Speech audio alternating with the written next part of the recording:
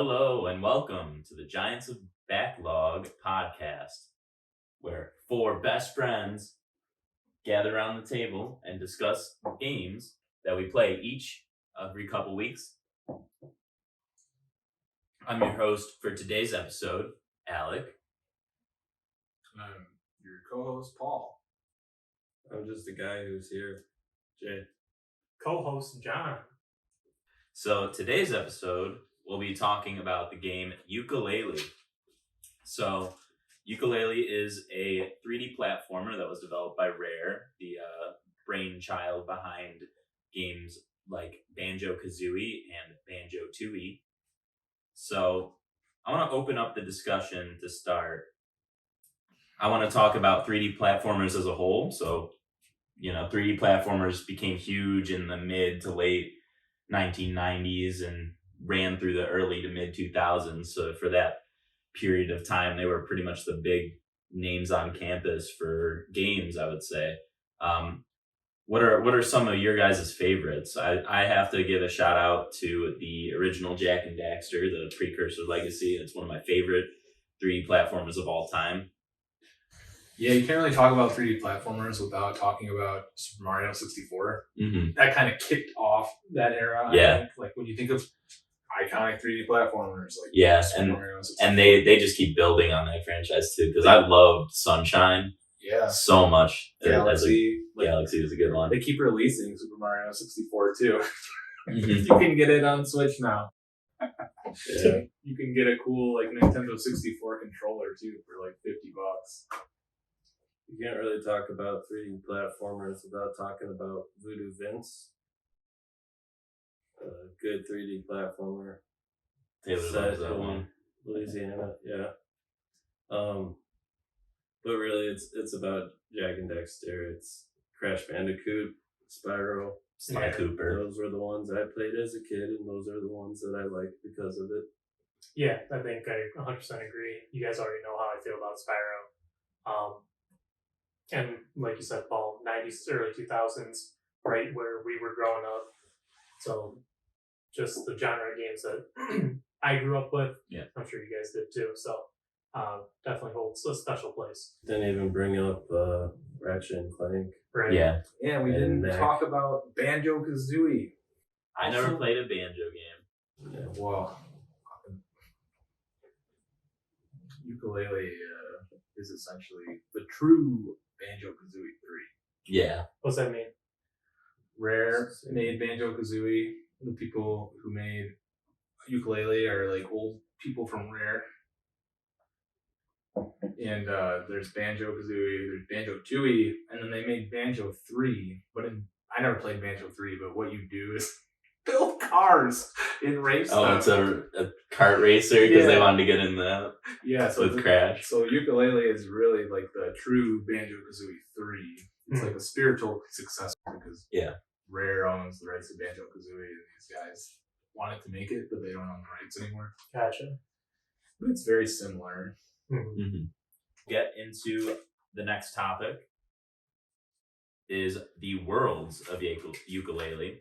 So Yooka-Laylee, Yuka is the chameleon and Laylee is the bat, and they're enjoying a beautiful summer day when the sinister Ivory Tower CEO Capital B, who is a bumblebee, and his assistant Dr. Quack, who is a duck, steal the precious magical book and try to rewrite history. The two heroes must put a stop to Capital B and recover the removed golden pages along the way.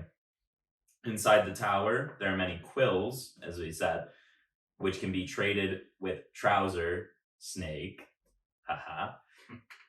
to learn new skills, and other magical books are used as portals to different worlds where more pages can be recovered.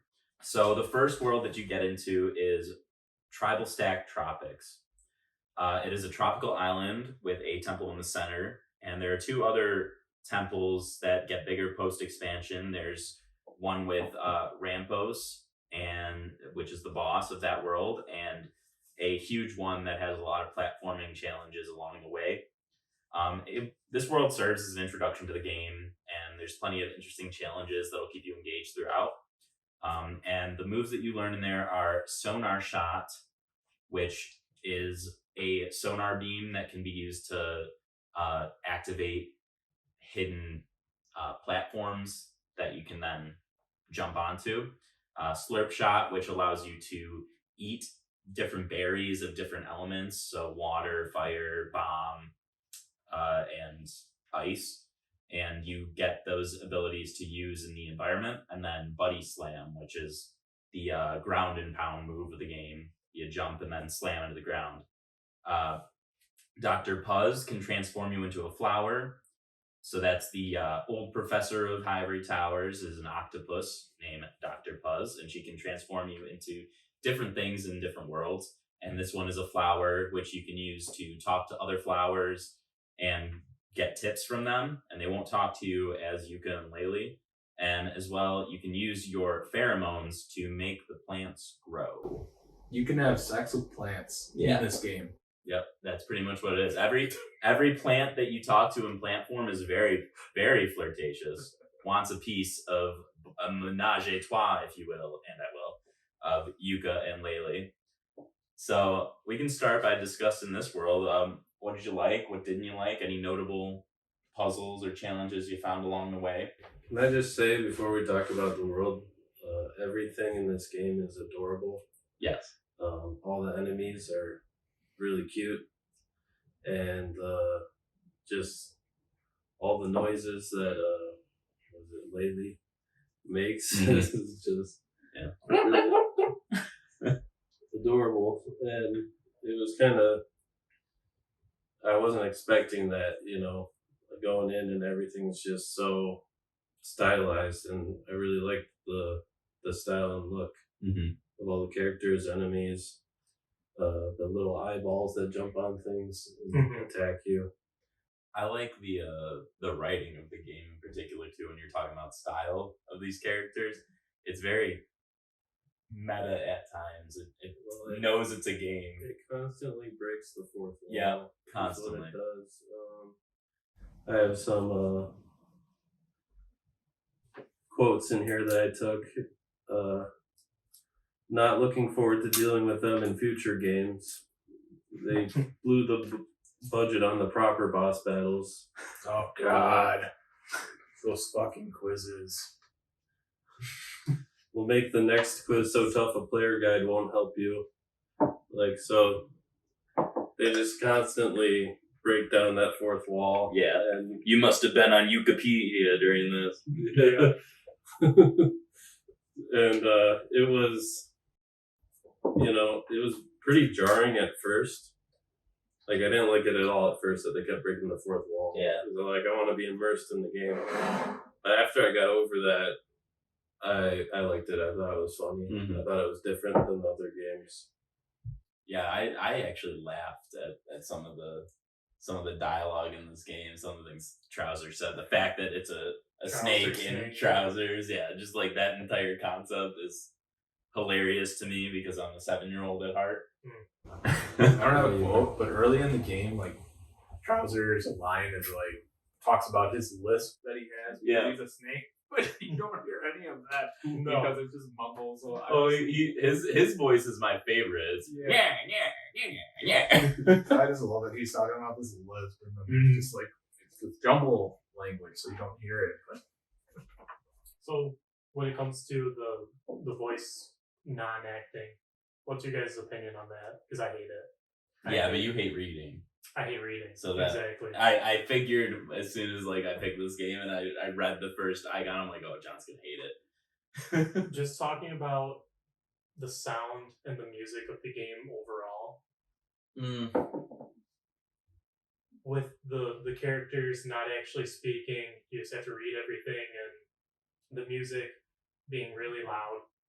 It was thematic and it was good, and I actually originally in my notes said I really like the music. I feel like it's good in the world. But then by the second world I was like, man, it's too loud, I don't want to hear it. I turn the music off and all I hear is Yooka's jump sound. Yooka's jump and Laylee's just jumping. That's all I hear. I ended up Or playing. when Laylee's rolling on Yuka, it's like. You know you gotta turn down the music. I turned the music off, Yeah, and you then turned it off. and there's not enough background noise in the game. All the way up. I ended up I played it on mute and listened to Spotify while I played. I wasn't a big I fan really of liked the the sound. music I in did all the too. worlds. I did too. I enjoyed it.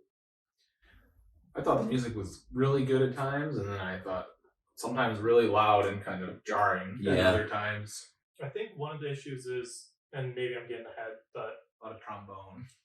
was like the game allowed you to play either explore or move on, Yeah. right? Or explore or expand, right? Yeah. And I'm a person who hates going back. Going back. I expanded every world. So I was in, and by the time I get to like world 2, I had enough pages, so just go in, leave, expand, go back in.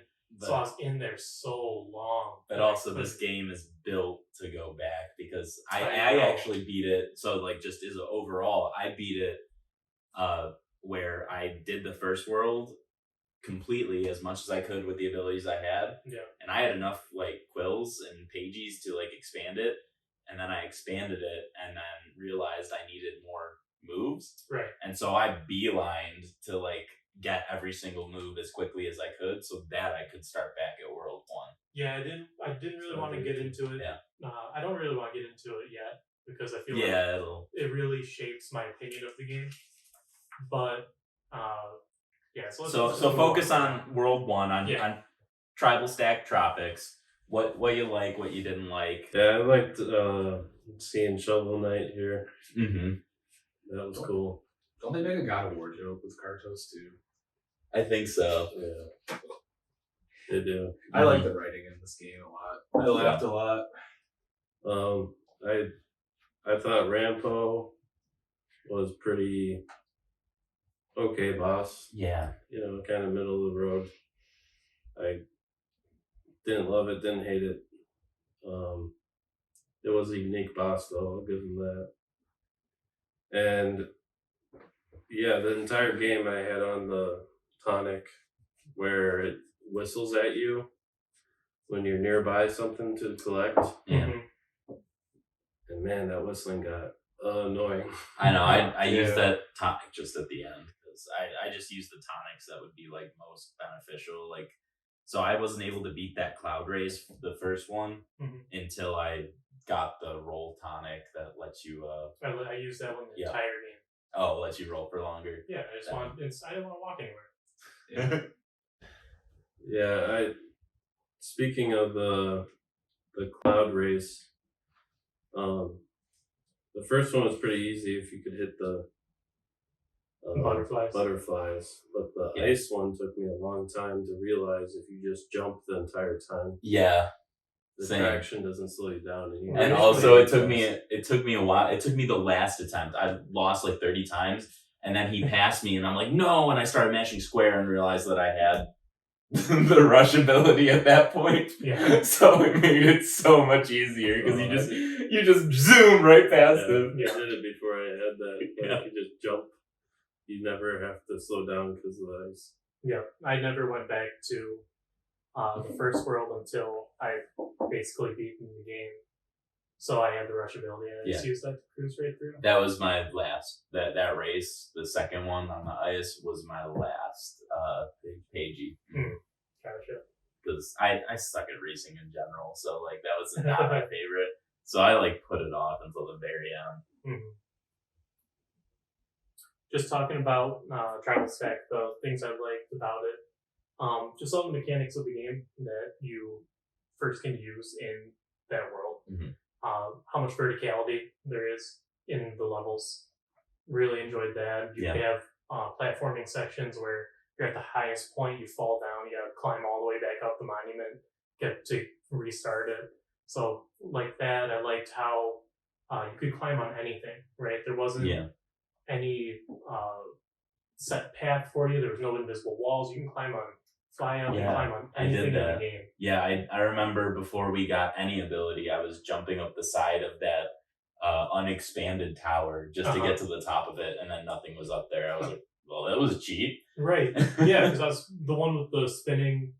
The one that, platforms? like, when you expand, like, there's, like, Blastos at the top. Okay. And, Yeah. like, the big ones. Yeah. I actually went up there, like, before it even expanded or knew about expanding, because, like, I saw the platforming, like, edges, and then I got up there and I was like, well, that seems like a ripoff because it was designed to expand. Right.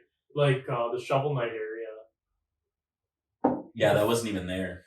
It wasn't even there. But I expanded, and before I had the ability to, like, whatever ability it was, the one where you had to shoot ice. Oh, Before I even had that ability, I was, like, climbing up that thing, which I think it was in the first world, but it took me, like, 2 hours to find Drowser in the first world. I was getting pissed off. You mean the center temple? Yeah. But he was, like, on the back side of the side that I climbed up. I couldn't find him. Well, talking about invisible walls, I thought that was true for most of the game, except on the 5th world. You know, there's the big purple world in the sky. I was like, there's got to be a secret up there. And I flew up there, and I climbed, and I was running up it all the way to the top, and I died. I did the exact same thing. I was like, there's got to be one single quill. I'm missing one quill. It's got to be up there. Nope. Certain death. Just insta killed you. There was one quill in the first world. So, like, speaking of collecting quills, did you guys have, like, any trouble in the first world? Because I feel like I had 3 that were missing at one point, and it was like the last 3 I got were like behind Rampos that I didn't realize was even there because it was like underneath him almost. I didn't try to 100% beat it all, so I was stuck on 3 as well, and I looked everywhere in the entire map, and there was this one area kept getting whistled at, and I combed that area forever, hours. Wait, whistles with quills? Yeah. When you get to the last 10, I think I read. Oh, okay. It starts, so it's not like every quill would whistle. Yeah, I think it's like the final 10 or something like that. But it was inside that little cave where you find the knight and the treasure. Oh yeah, there were those treasure cases, and I didn't realize you could break them, and that's where Oh. 3 quills, and I spent so long looking for those, I was fucking pissed. Yeah, so speaking of those knights, I actually thought that the introduction of the little pig knights was probably one of my favorite missions of that world, just because it was so like unique and interesting. Like, you actually had to know the areas of the world and then go to them.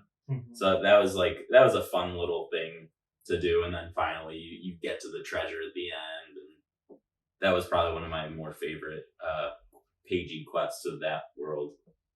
A lot of them I got like first try. I mean, the ones we mentioned that were hard were the race, and then it took me the longest time with Ghost Riders. So you can also collect Ghost Riders. There's 5 of them in each world. The blue ones, it took me a while to figure out that, like, if you sonar them enough, they stay. Because, like, I was trying everything. I was trying, like, sonar explosion or, like, cloaking myself to try and get them to, like, appear. Like, I knew where they were. Right. But it took me a while just to, like, blast them and then get it. Yeah. The pagey where you're collecting the trash in the sky. I tried to do that without fly. Yeah. And I wasted a ton of time. Same. The trash and maybe I didn't do that one. Yeah, at the top of the temple where Trouser is. Not that you might know what it is, but I did. Yeah. But the top of there's like pages flying around, and you have to collect them all. And there's like one page that's like on the tallest tower that's impossible to get to, even when you have high jump and glide. You need the fly ability at the end in order to get it. And that sounds like an easy one to get. I wish I would have done that one. Yeah, I mean, a lot of the things became easy once you had fly. But we'll get into that. I want to talk about something that became easy once you had fly. I didn't do Rambo when I originally ran the game. Oh my god. You didn't do the boss? I didn't know there were bosses. It was the first world. And you had to expand to get that boss. I don't know. Like, how long did you guys wait to expand the first world? They like I push you to expanded do it instantly. Yeah, I had like 3 pages, and they're like, "Oh, go spend it." So I did it, and I then it's didn't. like I did the boss fight. I did like some of the gimme pages, and then I had enough pages to like do the next world, and then I got all the easy ones in that one. That's kind of how I played through it. I didn't expand until I finished the first world without, and I had enough quills at that point to completely skip world 2 and just buy the abilities and go to world 3. So that's how I did it. Which I guess we can probably get into world 2. I think we covered world 1. So world 2 is Glitter Glaze Glacier. So after you travel through Ivory Towers a little bit more, you get to this world. It is a winter wonderland with a palace right in the center. There's different areas. There's a small tower on the mainland that has 3 towers, a little platforming area, a couple of cavern sections, and then a cliffside that overlooks it. Here you can learn from Trouser, Slurp State, and Lizard Leap. So Slurp State is when you eat one of those items that's not a berry, you can possess those properties. So it's used for getting like heavy if you eat a cannonball, or like hot and fiery if you eat hot coals. Sticky. Oh, sticky if you eat the honey. Yep. Glow in the dark. Glow in the dark. Yep, that's the other one. Lizard Leap is just a little bit of extra height on your jump, which became very helpful in those early worlds. You needed it for that one. Mm-hmm. But you can also transform into a snowplow, which is used to clear the piles of snow, which you are used for a mission to recover snowmen's hats. Hated this. I hated it too. I thought the snowplow transformation was so dumb. I didn't actually end up completing this page. Yeah. Because there's like 7 snowmen and they're everywhere. And there's actually 5 snowmen. You would know that from the quiz. If I would beat it. From the quiz. I probably got that one wrong. But I guessed and got it right, and I was like, "Oh, so now I know when I go back to World 2." But like, because you're the snowplow, you can't touch water, so you have to traverse the entire world to break down the piles of boulders to find hats in them. But then once you find a hat, you can't talk to the snowmen to turn it in because they're like, "Oh no, I can't talk to a snowplow." So you have to traverse the whole world again just to turn it in. Yep. It's like, this is bullshit. Not doing that this. was one of the last ones I got to. And actually the worst part about it was I collected and turned in 4 of them, but then I left the world. And I had to come back and redo every single one. Yeah, that was something I noted with the pigs. Yeah. In the first world. You know, I found the anything. first pig and yeah. then I left. And if there's anything that, and that was the first time I learned. Did you do the pigs? Yeah. Oh, I didn't. I did the pigs. I thought I didn't like the pigs. But that was something I noticed was like. Yeah, that was the first time I noticed. Everything is wiped once you leave. You come back, you have to redo everything. If you haven't gotten the paging, like if your progress is wiped, like even the first world, like. Yeah, so any missions where it was like do this 2 or 3 times, you better make sure you do it. Otherwise, yeah. I would just 100% the level, so I never realized that was a thing. Well, some of them you couldn't. Like I said, I turned it in, but then I needed some skill, so that's why I went back. And that's when I realized it. Yeah, I just did the bare minimum to buy all the skills, and then I did 100% in 1, 2, went to 5, 4, and then 3 was the one I saved for last because I liked it the most. Glitter Glaze Glacier, John's favorite world. Any other comments? I liked this world except for I hated the isometric castle palace. That was annoying to me. The fixed camera. Some of those challenges where you just had to guess at the right way to go. Oh, I found out later if you sonar shot those, it'll play a noise. Oh, really? Oh, I'm saying that's the right way, but I didn't know that when I was going through it. Yeah, it was just trial of error. This game doesn't like tell you anything. No, that's what I mean. Like some of the stuff, like never would have gotten if I hadn't gone to a guide at the very Did end. you guys get the hot tub, Paigey? Yes, but had to look it up. Yeah, I looked it up too. You had to do a half of a ball. Yeah, you had to fart in the hot tub. Yeah. I was literally doing fart 3 times in the hot tub and you're good. Yeah. That's funny. Where was that tub? In the isometric pass. Underneath. Oh, You had okay. to go through Underneath. underwater. Yeah. Yeah. But other than that, I enjoyed it. I thought the snow plow, the platforming controls weren't really precise enough, so it was frustrating to try to jump up as a truck. Yeah. I didn't like that. I hated the That was platforms frustrating. that moved, yeah. I liked the Cardos level in this one. I thought it was way harder than the first one. They progressed. Yeah. They really did. Yeah. I didn't really like the arcade game in this world. The arcade game in this world was pretty brain dead and easy. I Yeah, thought it was too easy. Was it the one you just run around and collect books Yes. on the Yeah. on the X kind of The glacier, the ice one, yeah. Yeah. That was the most simple one. I liked the first arcade game in Yeah. World War a lot. It reminded me of Bully, being able to play arcade games as you go through a story mode. Oh. I enjoyed that. Yeah. Giving you memory. I thought you were saying the arcade game was like Bully and It's like No. a real world Bully. It's just a little kart racer, but I didn't like any of the arcade games. yeah, there wasn't hot one take. that I was that. There you go. Yeah, nice. Or not nice. I hated the Flappy Bird one. Yeah. I was about to throw my controller through the window. It's so long. It's so long. I hated the hurdle one. Hurdle one, I was also about to Yeah, throw my that was my least. So the first 3 were whatever, right? But by the time you got to the last 2, Flappy Bird, I loved way more than the hurdle one. What's the hurdle I one? did the hurdle one last. It's in World 4, you jump over little things and you gotta switch lanes. Oh, I liked that one. I enjoyed that one. I think it was a Oh. fun game. And then I liked that one, and I liked the shooting one. the area where you have to stay on the ice, where you fall into the water, and it was slippery, and you had to stay hot from the fire. Yeah. That was Yeah. frustrating for me. I didn't have too bad on that, honestly. I fell a few times. It took me a while to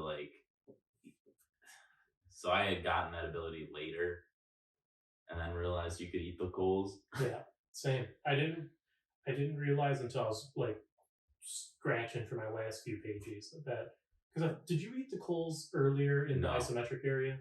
By then I had known, but for the first section to eat the coals, it took I was running around When you buy the ability, it says you can eat fire. yeah, Don't it just worry.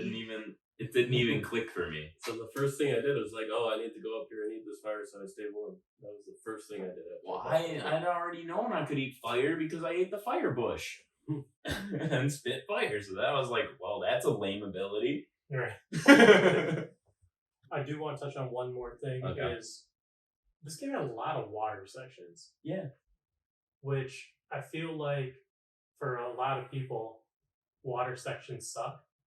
And I agree again, because the water section of this game, which there were a ton, there's at least one. There's one in every world, I think. Yeah, but as you progress, you get the ability to let you walk underwater. Which is hilarious because the only way to make a water section good is giving you an ability to make it so you don't have to do a water. Yeah, so water it's not section. a water section. Yep. I started doing that all the time once I got it. I would walk until I didn't have to walk anymore. Right, or couldn't. Yeah. Yeah. Which I thought was just funny. Yeah, the water sections in any game are not great. That reminds me of Here's a Polygon article. there is Here's a the poly. It title. must be true. Jontron being cut from Yooka-Laylee after spouting racist views. See ya, Yuka later. You said criticizing Breath of the Wild. That's what Ducky said. Oh. Sorry to derail. Water sections in every It's good. game are not fun. Kingdom Hearts is the worst. Oh yeah. Worst. The Oh, mermaid level. I hate it. Yeah. They never did it again. Good. Yeah, because That's some learning. exactly. And every game should learn. Yeah, no one likes them. more water section. No one likes Subnautica and Abzu. I was gonna say, like, when a game does it right, then The game is designed designed for that. No one likes an area that limits your mobility in a platformer. Yeah. It's a platformer. And the I camera want controls? maximize in mobility. every platformer that does water levels. Be sick. Oh, Yeah. a platformer that we haven't talked about yet, but we're going to. It Takes Two. Yeah. Oh yeah, we're going to. Oh, there's no water levels in Psychonauts. If you go in the water, Yes, and you like snatches die. at you, and if you get hit by it 3 times, you die. So you avoid water. See, that's good game design. Don't go in the Don't freaking go in water. the water. No one wants you in there. Moral of the Either story. you, not us. Jack and Dexter. To sum up, Yooka-Laylee, Which is go. awesome because you swim out there super far and you'd be like, oh, this is cool. And then you just go, like, oh, what just happened? Yeah, same thing there. That was awesome too. Oh, we'll talk about the boss. Yeah, the boss was Breeze Block. Had to look that one up because I like this boss. I like it. I didn't think it was clever. Yeah. So what he had to do was he had to light the fire behind the torches, behind where the Breeze Block was going. So and then momentarily hide behind a moving platform as he shot ice at you. So I thought it was nice. I died once to this boss because I got stuck behind him in one of those alcoves with the fire. Oh, And I lost all my lives from 10 to 0. because you were burning alive. I got stuck, yeah. You just sat in front of you and then you just burned to death. I thought Breeze Block was cool. The moving fan reminded me of like the rock shield when you're fighting Zuck, which is the highest level boss in RuneScape. Not that I've ever fought Zuck. I'm not that good because it's literally the highest level content. Only good players do that. But I've watched it quite a few times, and so that reminded me of like that mechanic where you have to stay behind the fan so that you don't get hit by these projectiles. So the moving fan. So that was cool. I like that. It reminded me of that. Yeah, I think it definitely was. It was better than Rampos for a boss. Honestly, like just looking at it, it's I like Rampos because you just middle of the road. fly right up to him and break his teeth. That would have been way easier than actually having to roll up to him. Yeah. Well, that sounds unpleasant. Oh, It was very unpleasant. I didn't think about that. You can just go back and fly. Yeah, I really. fly right away. Honestly, moral of the story for Yooka-Laylee: don't do anything in the world besides the bare minimum. Get everything and then start over. I agree. Yeah, because it took me a while to realize I had the skill of boosting in that world to just. Moody Maze? So wait, if you just fly up there, Maybe. it's not even a platforming boss fight. No. Well, you have to jump over his fire.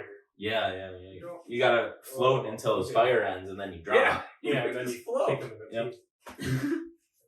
So It's hard. World 2. These dental bills are gonna be. Yeah. This dentist is not gonna be happy.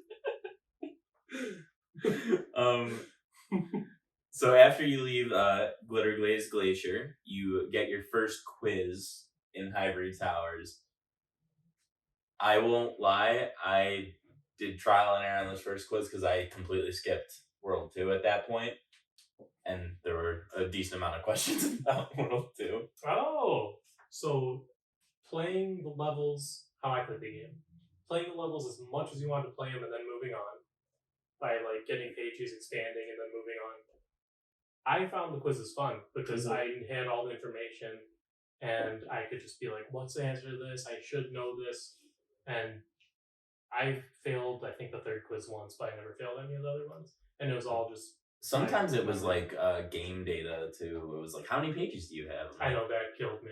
Exactly. It's like, sorry I didn't hit the pause Like, menu I have before this no thing, idea. but yeah, I have no idea if it's 162 or 165. I can tell you how many I have right now. I can't tell you my total. Oh yeah, there's one over. Quills. Yeah, I like you, John. I played it basically until I got bored of the world, and then I moved on, and I didn't even expand them until I came back around the second time. Mhm. But by doing that, I was able to answer most of the questions, and it was always cool to answer it so fast. You got a bonus one. Yeah. That was. Oh, was that speed related? I think know. if you answered it within the first 3 seconds, which I just got a bunch of 2s, and I was like, oh, okay, that one's worth 2 points. Cool. especially if you're guessing, you might as well. Yeah, right. Just guess within the first 3 seconds. Yeah, I didn't realize that's what it was. I thought it was like, oh, sweet, I got 2 pointers in a row. Yeah. I didn't like the quizzes in Banjo. I didn't like them here. So you actually read all the dialogue, John? Yeah, believe it or not. I don't believe And it was hard. Sometimes it would scroll before I was done. Some of the dialogue I skipped because I didn't like all the little Oh, voices. good luck with that. Well, you shouldn't play the game on mute then. Yeah. Well, no. So I just look up the answer to the quizzes after I failed. You went to Yooka-Pedia? Yeah. Is that what Yooka-Laylee's wiki's actually called? No, Wikipedia? it's just Yooka-Laylee wiki. It But should have been Wikipedia. but If the they're playing Dr. the game Quack kept saying Yooka-Pedia, Because and yeah. before the game was released, that's already in the game. They definitely should have named it. Oh yeah, for sure. That's Missed opportunity.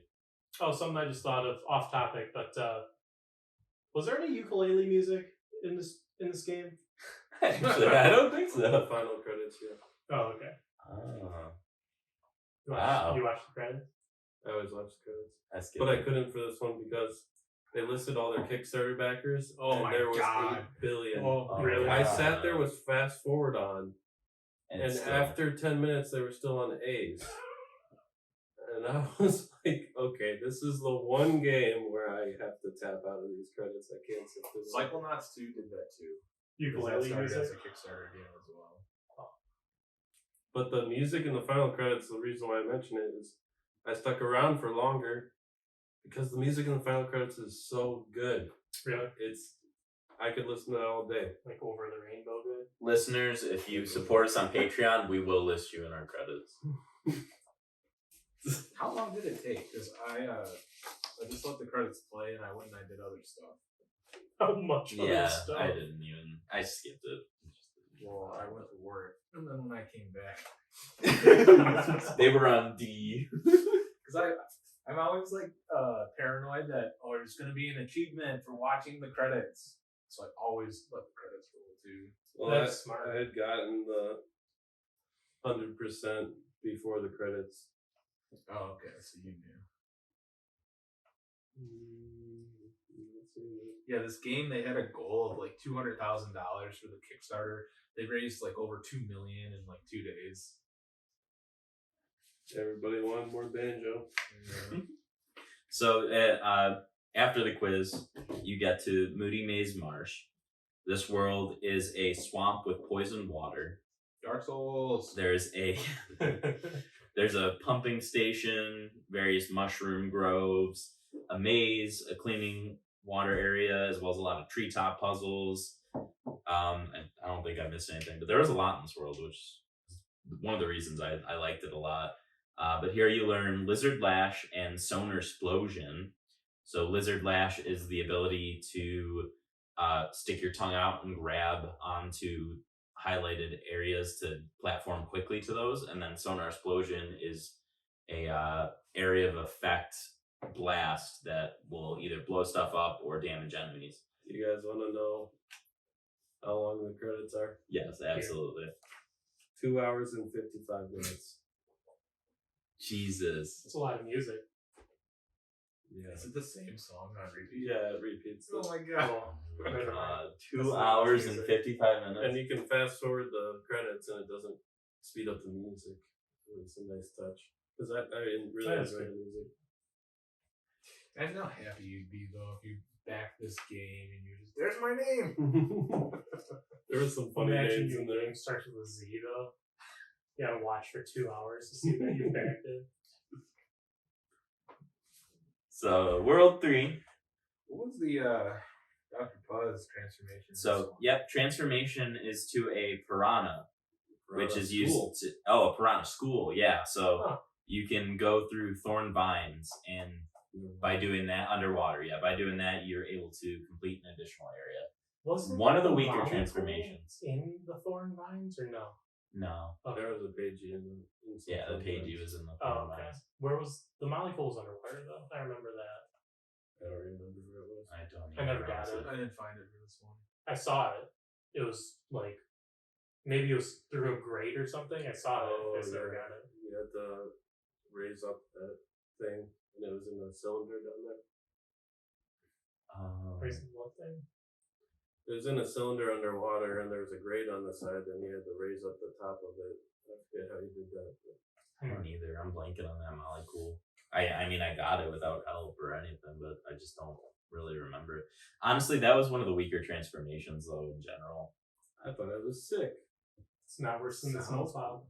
It's not worse than the snowplow. Yeah, you were a whole school of piranha and those little jellyfish that float around. You could just go eat through them. them. That's awesome. Mm-hmm. Yeah. Yeah, I mean, you had to sonar explosion before to take care of those guys, but piranhas just devour them. Mm-hmm. Yeah, I just meant within the, like, every other one seemed like you could do more in that form. A pile of boulders. And sneeze that's on it. some plants. Launch pheromones on some plants. Fertilize. Jump very slowly all across the map to talk to these different horny plants. Yeah. That was my favorite part. That was another thing that I didn't like about the first one. When I forgot the first Molly Pool, I was like, again, limiting your mobility in a platformer. Didn't like it. Yeah, I hated that too. I hated the slow of it. Yeah. I felt like I was in real high church when I was going around having sex with plants. Yeah, I understand what that means. You guys don't get the reference. No. If you get the reference and you're listening to this episode, drop a comment to let us know that you got the reference. Yeah, I thought I liked the vibe of this world the most. It was the most cozy one to me. I thought there was the most to do, I feel like, too. I feel like there was just so much different For me, stuff in you it. get like a gloomy, dark woods. I know. That's cozy to me. I know.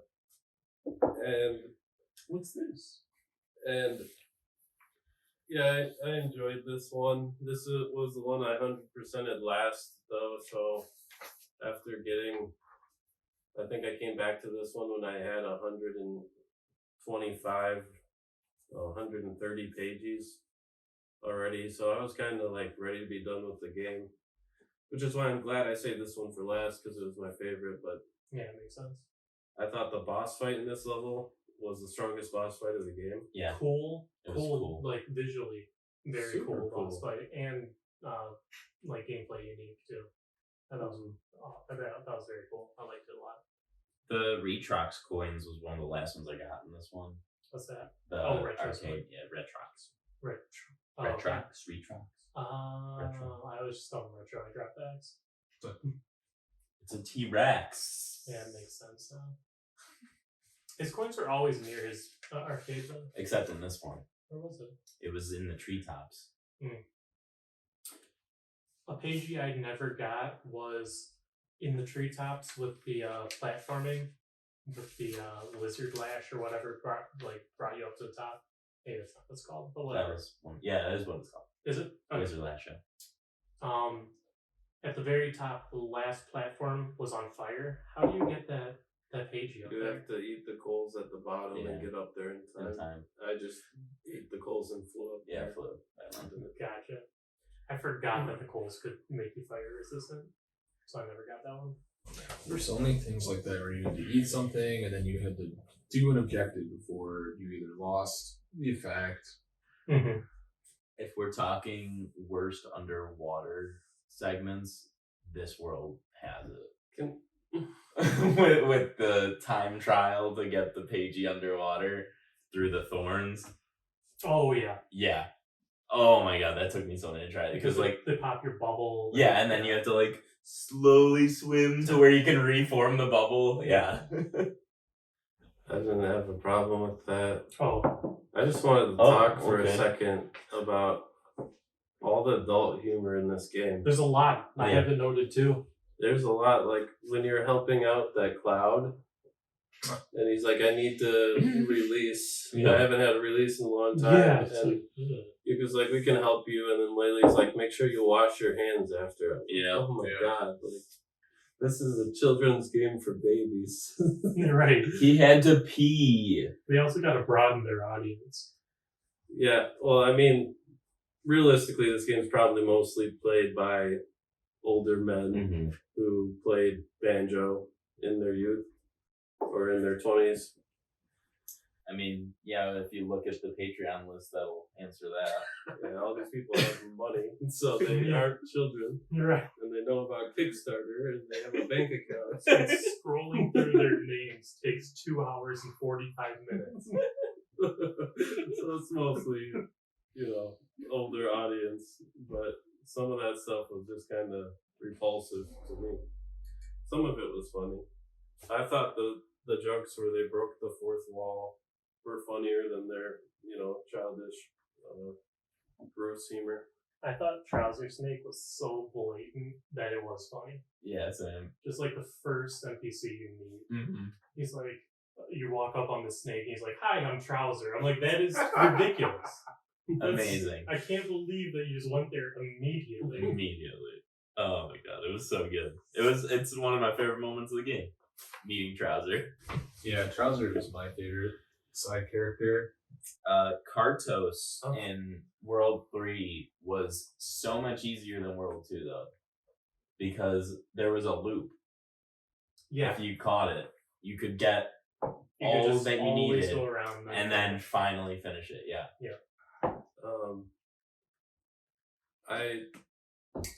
You guys didn't do this because you didn't get the molecule, but as the piranhas, you go through this tube, you go underwater, and at the end of this whole area, there's a cart that's the emergency recovery cart or something, and it's down there with debris on it, and it's stuck, and so you clear it off. It gives you a pagey.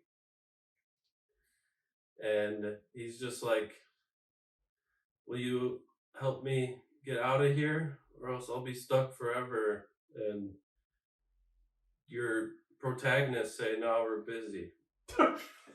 and he's like, okay, every story needs its like fallen hero. I'll just stay down here, don't worry about me.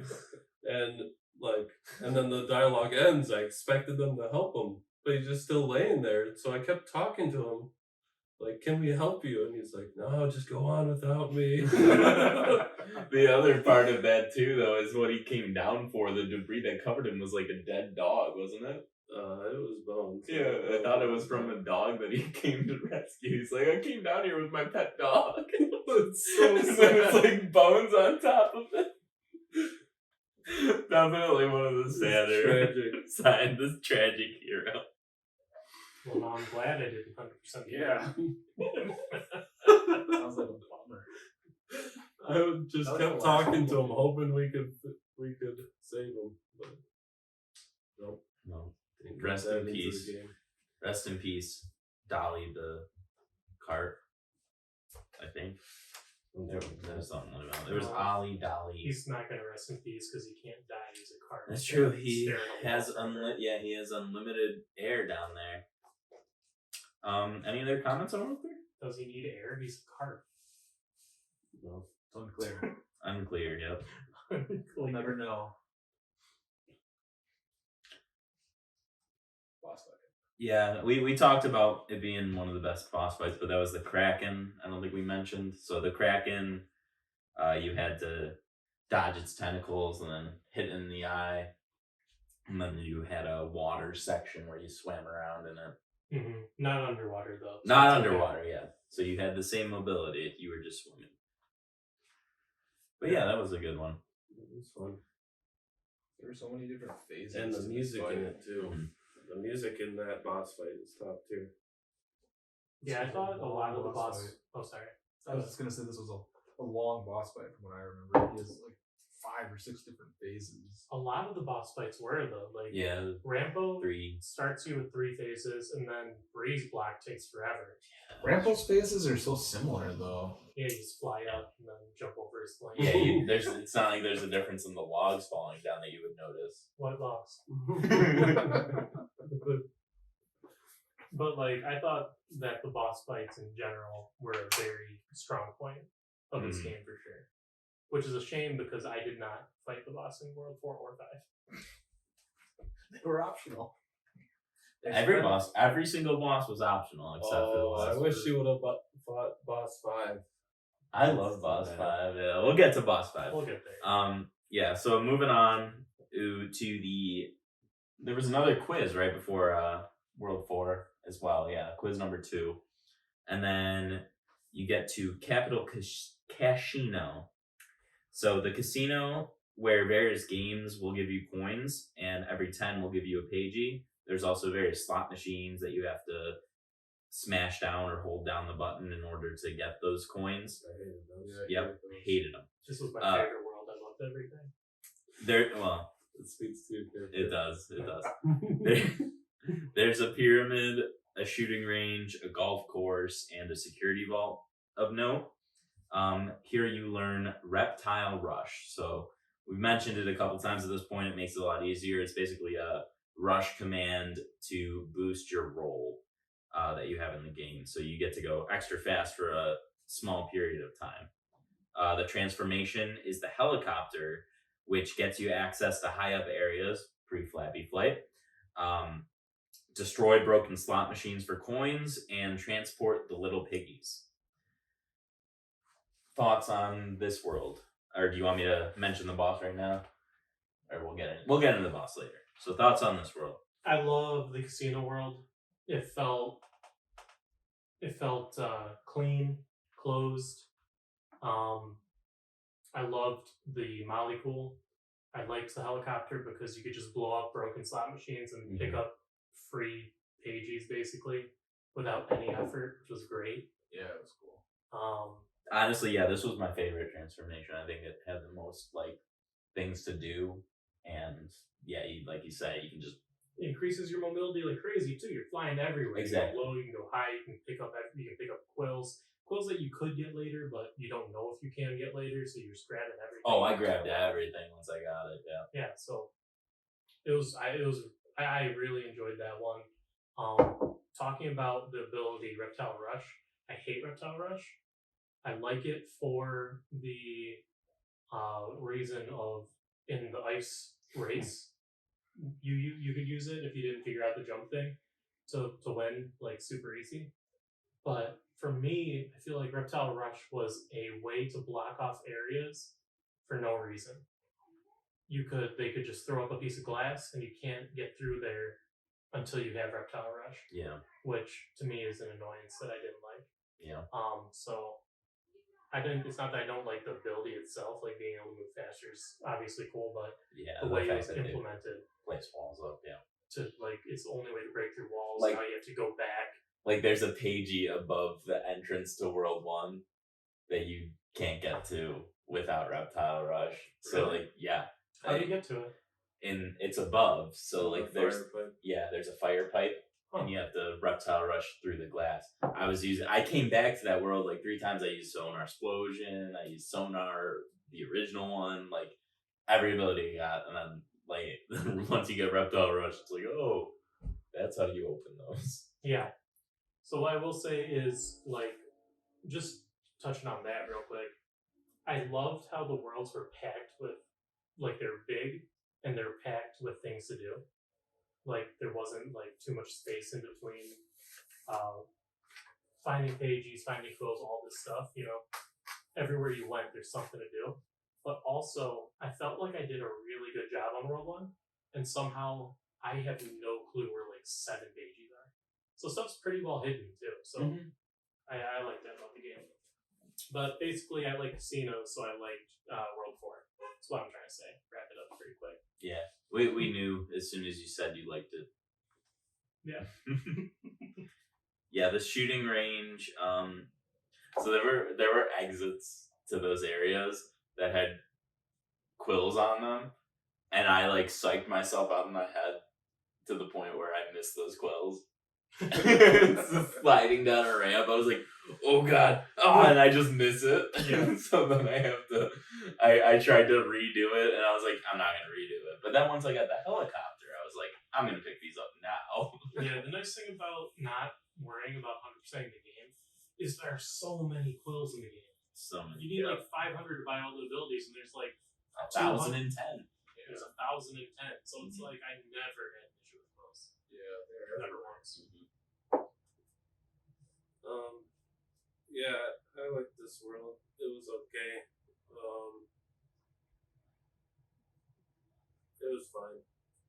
I guess what I'm trying to say. One thing in my notes that we didn't touch on yet, I thought it was cool how the water changes when you go. Not the water changes.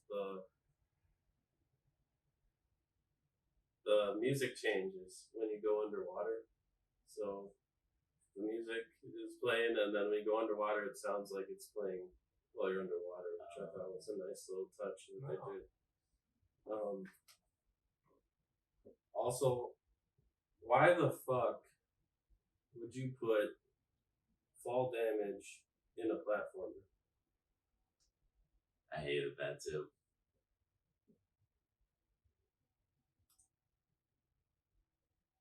What does it add? What does that? What's the purpose? Just to have a tonic where you can turn it off? That, and if you fall enough times, now you have to spawn out of the nearest portal you came up with. The last one you did, which could be all the fuck. Oh yeah, not the nearest, the last one. The last one, yep. So that's good. So that's good. It's not. So I didn't like good. that fall damage is in a platformer. Was there not a way to like?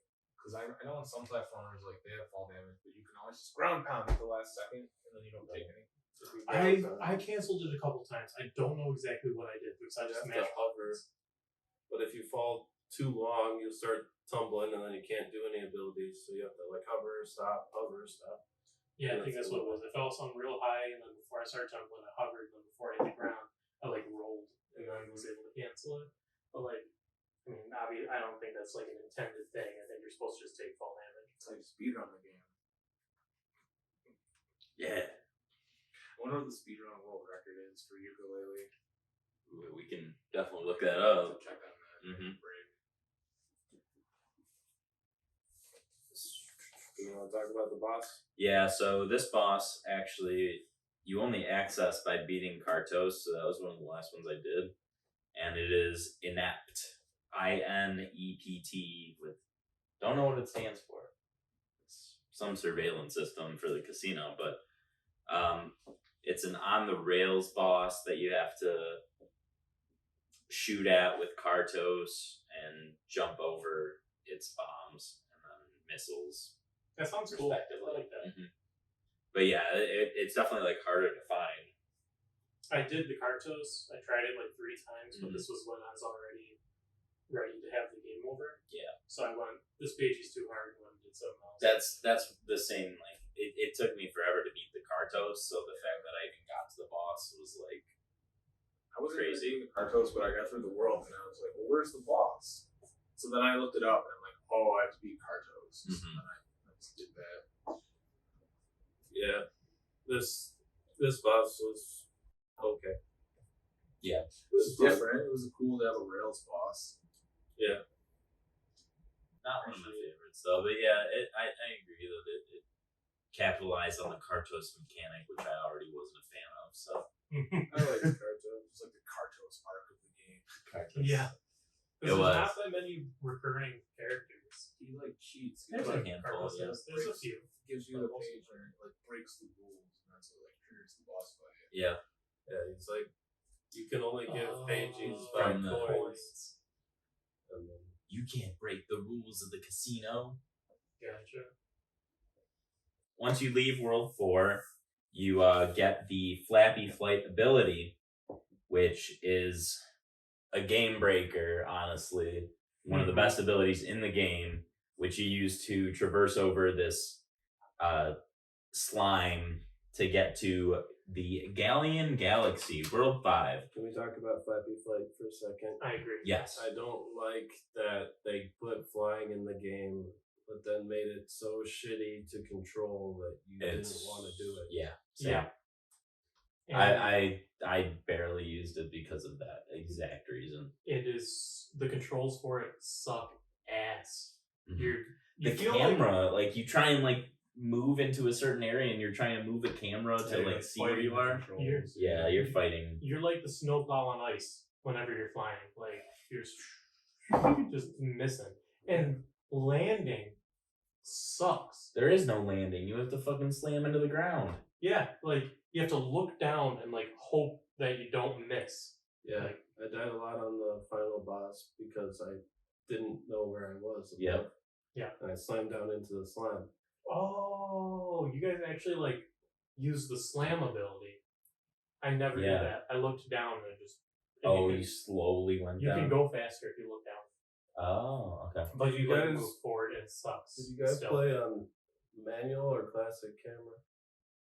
I didn't adjust the settings, so Yeah. probably classic. Yeah. Both. I ended up sticking with manual. Yeah, I played on manual. What was the difference?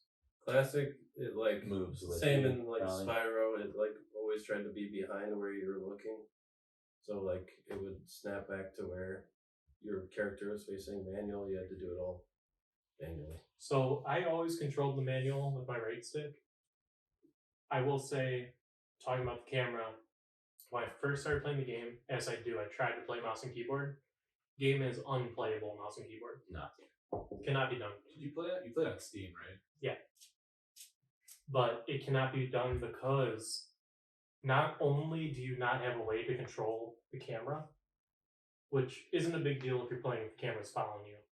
What is a big deal is you're like you as the camera, because it's third person, have a collision box. So Yooka-Laylee will be like going past the microphone and then you'll hit this collision box, your camera will go random places. Yeah. So it's because you can't control your camera around it, it's impossible. Like you have to have. I actually bought a wired controller to play this game. Oh, a wired controller. You could You could just hook up your Xbox controller. I know, but you could I change it like to manual too. But the thing is, when you're flying and you're like in a corner, you try to manual your camera over and get stuck against the wall. did you do it on mouse and keyboard? No, I played on controller. I played on There's Xbox. no good way to do. You can't control your camera mouse and keyboard, or at least I couldn't figure out a good way to do it. I don't think it's meant to be played mouse and keyboard. Yeah, it's not. If you're listening and you played Yooka-Laylee mouse and keyboard, let us know down in the comments Yeah. Nice. how you mapped your controls. You can't control. You can't map your controls. That's the issue. You cannot map your Let us controls. know how you modded this game to map your controls. I tried to map my controls to allow myself to move the camera. There is no control mapping. So That's ridiculous. talking about the flying, I thought it was a poor design choice. Either don't put flying in the game, or put it in the game and make it control well. I feel like they intentionally made it control poorly so that it would incentivize you to still do the platforming. Yeah. But then I just ended up doing 3 tries trying to fly up to a small platform instead of doing it the right way. Yeah. Mm-hmm. Yeah, it kind of broke the game in that aspect too, right? Because once you've got it, like, and so it's good diving back into World 5, right? It was meant for that world for sure, but you could still do the other platforming stuff in that world section by section. But yeah, I feel like going back to where the other worlds are with Flappy Flight, it kind of broke the whole platforming thing where, like you said, you did it 2 or 3 times to get it right rather than just trying to jump all the way. Right, and even Around. like you guys said in World 1, there was a pagey that you could only get to the top by using Flappy Flight, right? Mm-hmm. So it's like they intended you to only use it when you needed to. Yeah, and I feel As like if opposed that's to all the that's time, the but- intention, make it control better and make it a tonic for after you beat the game. Right, like Like- don't like I don't know. If you want people to get pages without Flappy Flight, just don't have Flappy Flight in the game. So Galleon Galaxy World 5. Galleon Galaxy is a space area where you can use flappy flight and tubes to get around.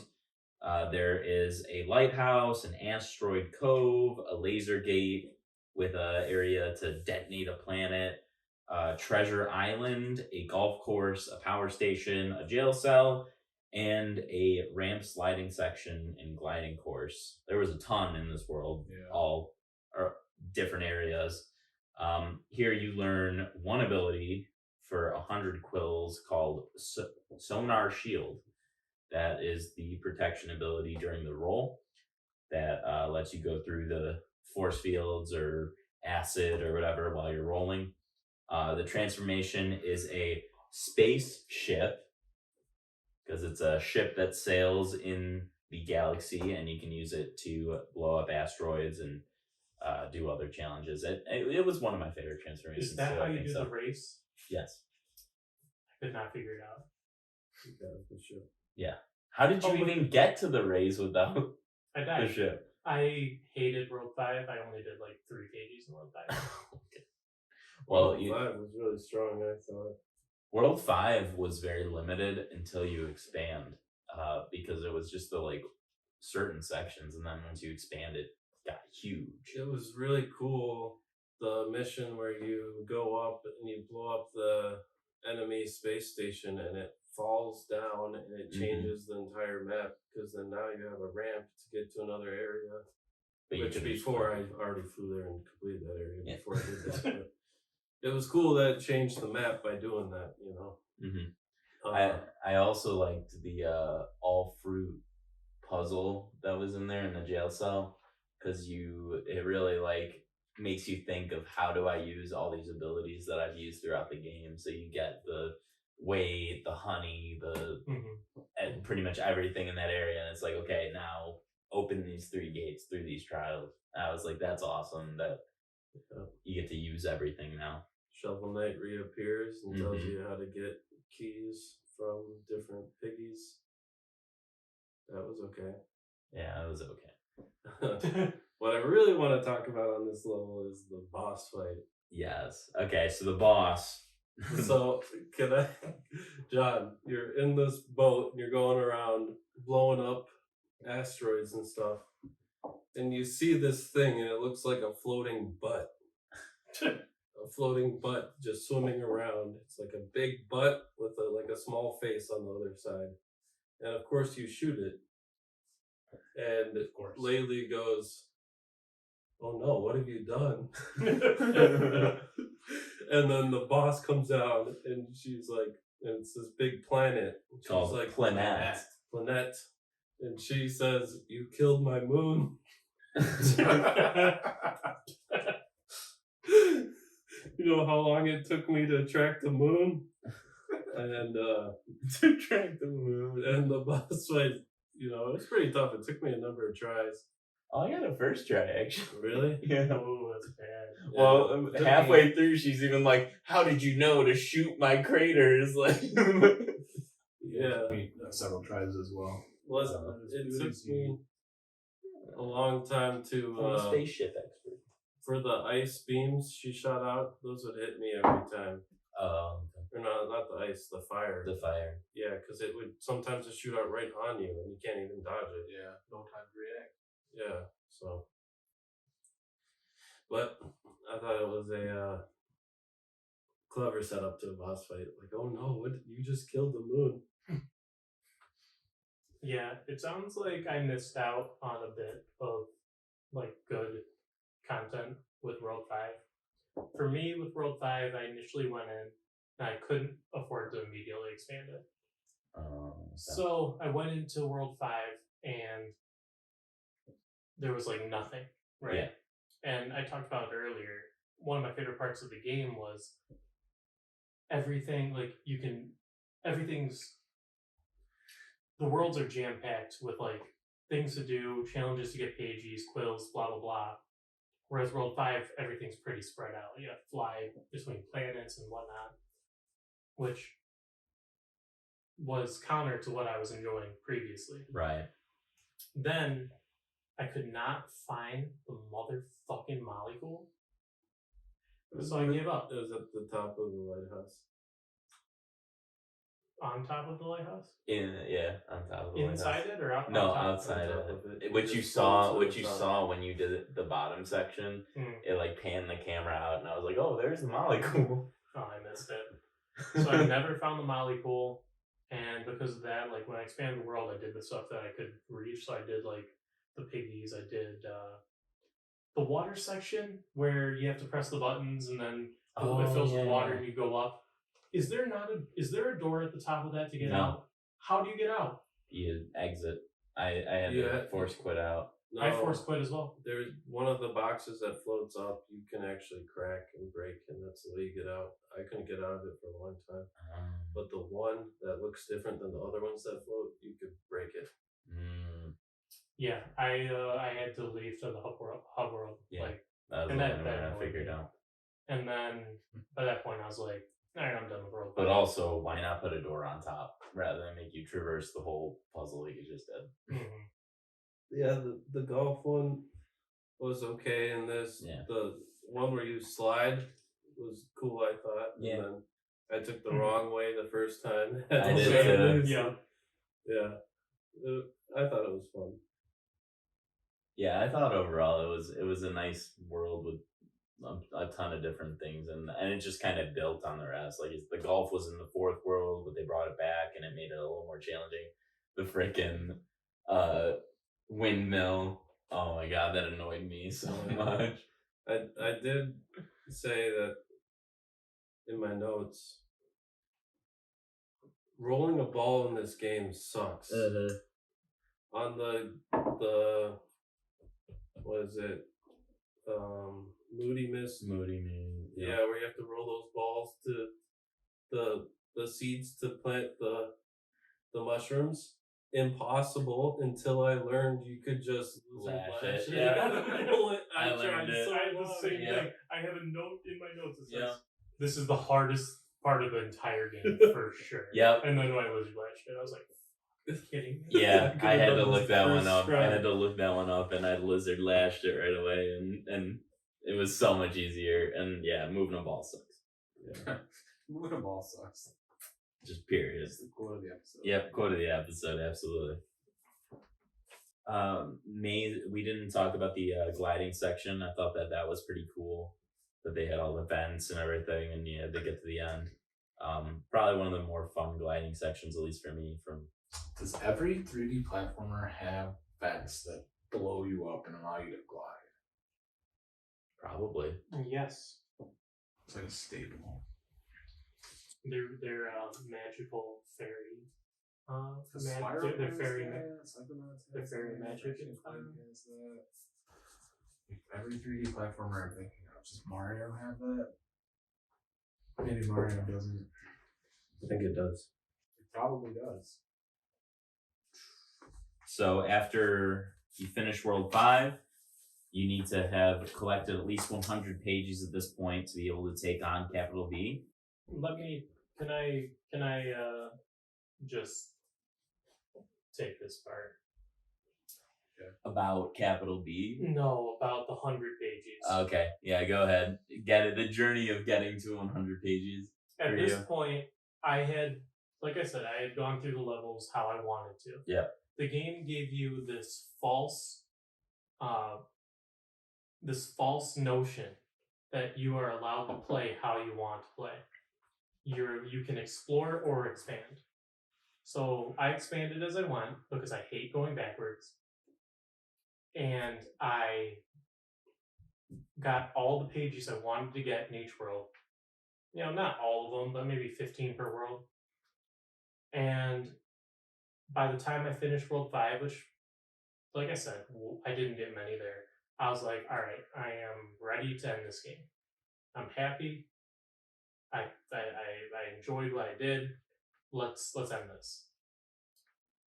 And then I get to the door and it says you need 100 pages, and I'm at 69. 69. I was at Nice. 81. Yeah. So I had to 25. get 31 more pages. Yeah. Going back to each level, getting the ones that I wrote down, like, oh, to get this page, you need a way to get past get past electronics without seeing you, and then like got that ability. All right, I know exactly how to get that one. Could go through each level, and then by the time I got through all 5 or 4, really, I was like, oh god, gotta go back into World 5 and go get some of those, and really felt like a chore getting to 100. And I did not appreciate that they gave me this sense that play the game how you want to play it, and then they ripped it away by saying, "Oh, actually, you were allowed to play it how you wanted to play it, but you have to go back and get pages anyway." Didn't like it. Wasn't a fan. Yeah, for me, I was at the beginning of this game. I was enjoying it, so I made the decision I was going to get the Xbox Platinum 100% achievements. So I was keeping an eye on the achievements, and I saw like you need to get 145 to complete to get an achievement and all the quills. So I got to the door and I hadn't even expanded all the worlds yet. And it said you need 100, and I was like, whatever, I'm going to get 145 anyway. So I just went back and systematically 100% at every world.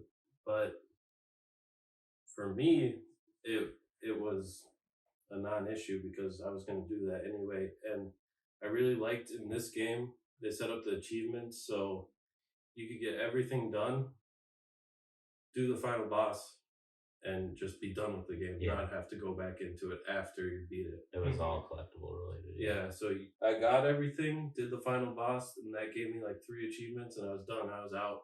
I was like, yes. Wash my hands, uninstall Yooka-Laylee. That's it. Yeah, I had like 10 left to go, and at that point I was like, I just want to like beat the game just to beat the game. Because there were like 3 tonics too that I was curious about. It says, oh, you won't get these till after the game. I was like, will this make some of these easier? They didn't. What were they? One added 3 power extender values to your power bar. One, what was the second one? The athlete was that one, and then I don't know. That was one of my last achievements. Was unlock 15 tonics, and I knew you get 3 from beating the game. So I got that after I beat the boss. Oh, one was called Helium, which I think only altered the voices or something stupid. Yeah, so it was not worth beating the game first. And then collecting all the quills gives you pants, which is literally just adding pants to Yooka. Yooka just wears pants. You know what's funny though is the section in the ice level, World 2, where it goes, we're gonna need a jacket for this, and the tonic description said like put on clothes or something like that. It might have said put on pants, but like I thought of it as like put on clothes. It's like, do you need to unlock this tonic to go into this area? Which I thought would have been cool. But and same thing with like the asteroids in World 5. I thought maybe if you take the more powerful Buddy Bash, Buddy Slam, whatever it was called, you could break those. You couldn't. Tonics were kind of underwhelming. Yeah, overall. Like, they didn't really add much, in my opinion. I thought there was some potential there where, like I said, the area with ice, like, we're gonna need a jacket. If you had to unlock that tonic, and then the only way to get that page is, like, you put that tonic on, you now have a jacket on, that would be cool, you know? Yeah. Like, to actually incorporate it into the game. The game. Yeah, most of them are just little power-ups. Yeah. And it, like, you got to... Some of them made the challenges way easier, like... The one where your roll... Your roll's longer, or you hold a spit ability longer. Yeah, that one. Your cloak ability's longer, like, things like that. Like, it helps a little bit, make it easier. Paul, what did you think about the 100-page grind? Well, I did what John did. I had 75 pages when I got to the door, and I was like, okay, well, I have all these abilities. I can go back and do some of these easy ones from the worlds. And then I got to 92, and I was out of easy ones to do that I had noticed. That's just a chore. So then I just, like, was on the internet, like, figuring out, like, okay, what can I do to get 8 more? Yeah. Just be done with this game. In my opinion, like having to Google stuff sucks. I don't like doing that in the game. Like, I'm not a big fan of that. The only thing I Googled the entire game was in World 5 using the teleporters. I skipped Trowser's dialogue and I sat there for 5 minutes. Like, I can't figure out how to make this teleporter work. I had to Google, like, how do you make teleporters work in Yooka-Laylee? It's like, oh, you use the ability you just sold to him. Like, how do you use that? I watched like a bunch of like walkthrough videos, and they're like, "Oh, you need to equip this elixir, and it makes it a lot easier." So I was like, "Oh," and then I just go do that. Yeah. The last few to grind out.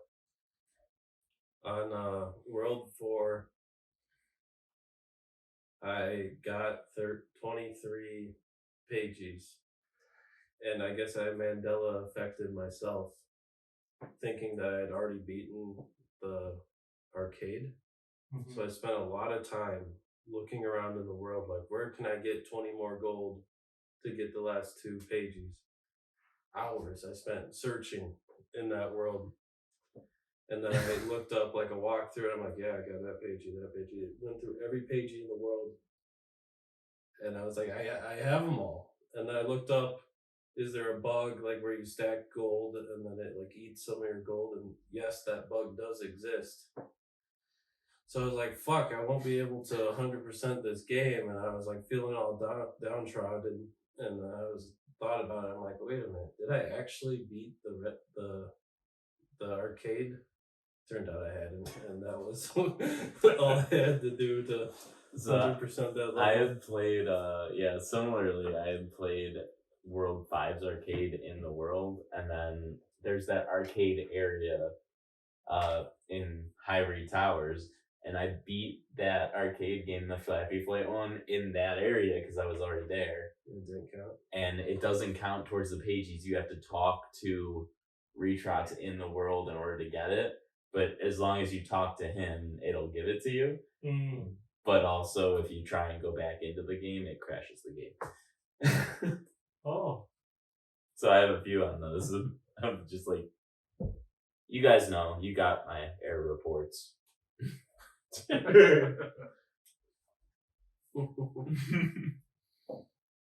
But after the 100-page grind, you're finally able to take on Capital B in a 4-phase final boss battle.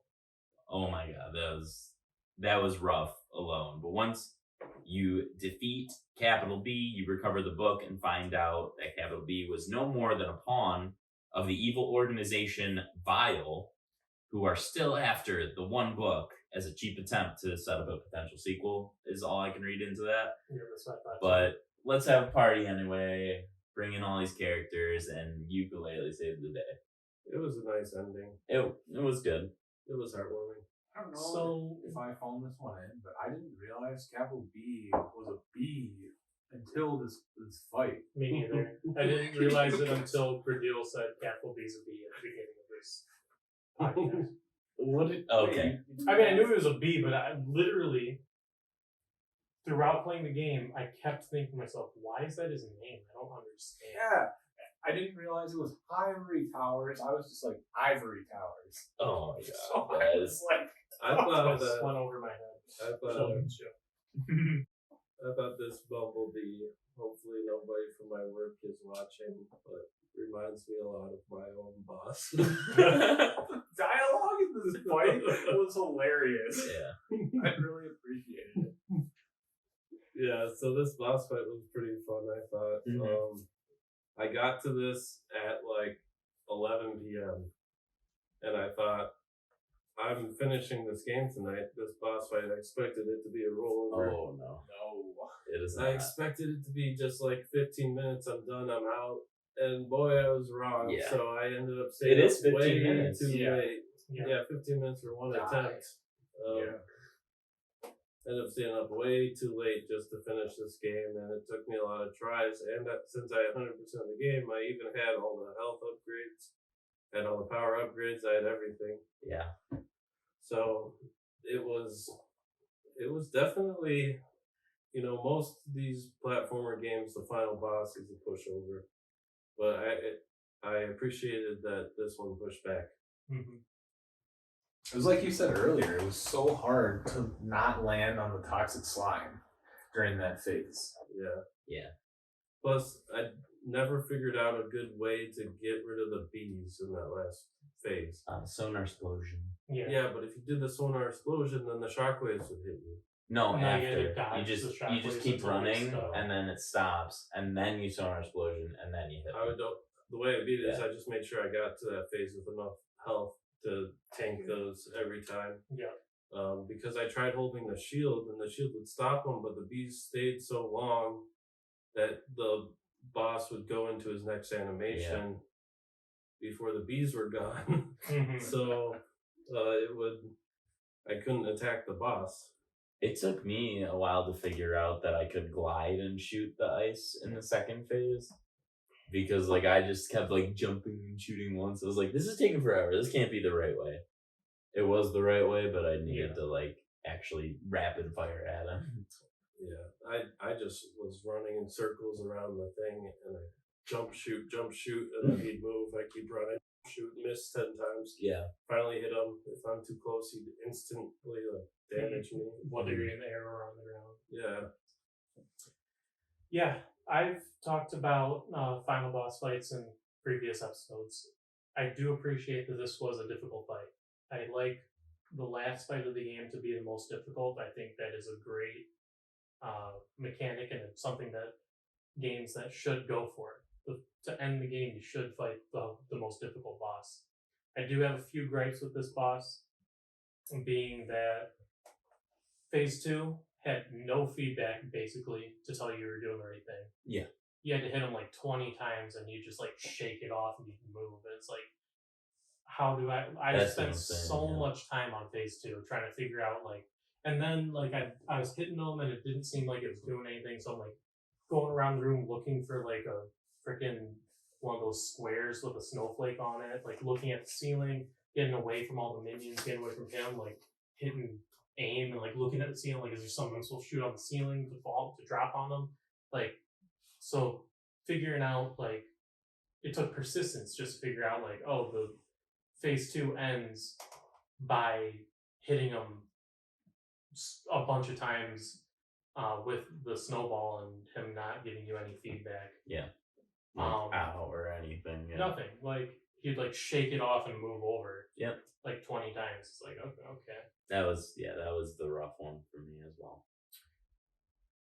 And past that, it was a difficult fight. It took me an hour and a half. Bunch of restarts. Yeah. There was no way to restart the fight. Like if you took damage, like let's say you messed up in Phase 1. Yeah. Took like 3 damage in Phase 1. Like you know you're not going to beat it. Wait, You there's a can't die. restart.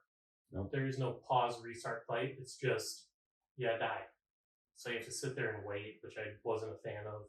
When you do die, you start outside of the room, so you have to take the elevator up every single time. Skip the dialogue. Between each phase, he has a cutscene that you have to watch every single time, which was annoying. It's like, okay, I've seen this cutscene 12 times. Like, can we not play it every single time? It was annoying to me because it takes it just, you know, you're trying to do a boss fight. I don't want to watch a cutscene every time with some guy going, yeah. Shout out to Kingdom Hearts 1. That was the worst. The worst. But that's the exact like thing they need to eliminate from games is unskippable cutscenes. Nostalgia. Unskippable cutscenes before boss fights. Just let me cut in the middle of the in the middle of the boss fight. Yeah. Let me hold Y. Let me hold X. Let me just skip this. Like I've seen it 12 times. I don't need to see it. In Kingdom Hearts, the one boss fight I'm talking about in particular that takes like 20 tries, there is, I shit you not, a 2.5 minute cutscene that you can't skip.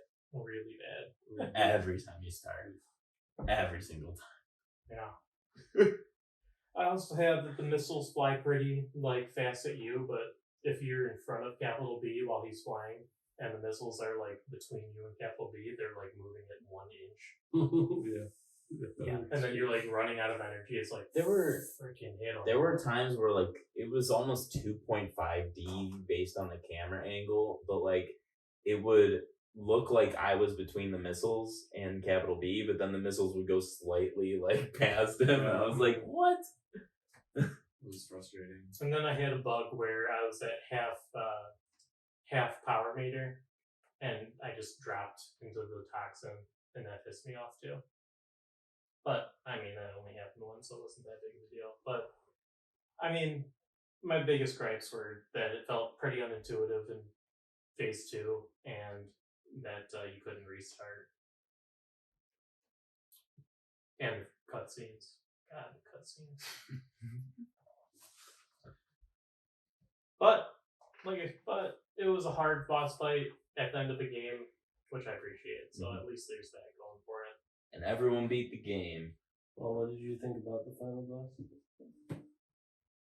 Like we talked about, it was a long boss fight, 4 phases.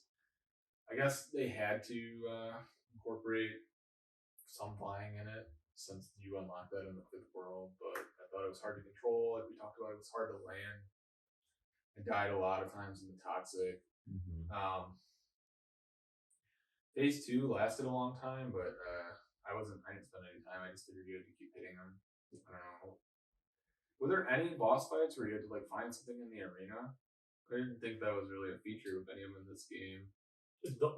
I tried this. So- I tried phase 2 like 5 times, and because there was no feedback, I just started searching for something. Like I knew, like it wasn't like I because ended up just It going was a straight long to boss fight. Like straight to Google. I was like, "What the hell's going I on don't with like that?" Googling games. Yeah, I was I figured you just gotta hit him a bunch.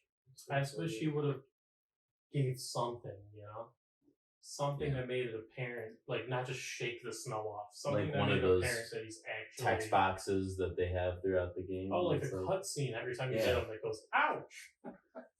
yeah, unskippable. Oh, you got me that time. Dr. Quack, what do you think about this?